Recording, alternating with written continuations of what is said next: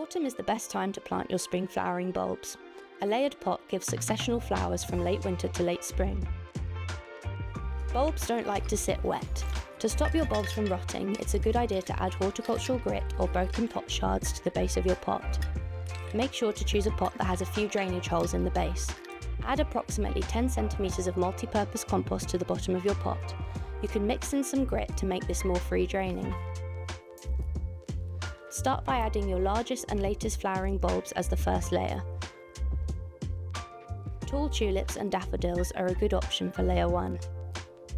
Cover with your compost, adding another 5 to 10 centimeters, and then repeat with your next layer of bulbs. Space your bulbs a little bit further apart than you would if you were planting a one-layer display. About 5 centimeters is a good guide. Keep adding layers with the smallest, earliest flowering bulbs at the top layer.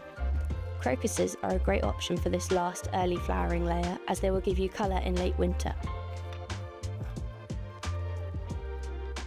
Add a final layer of compost and firm gently down to remove any large air gaps. Leave a small rim around the top of the pot to allow for watering. Remember that dormant bulbs are loved by squirrels and mice. To protect your display before it comes into growth, try adding something as a covering. I find that spiky branches from roses, holly or pyracantha work well as a deterrent. Water lightly to settle the soil, and then place your pot outside in a sheltered spot and wait for shoots to appear.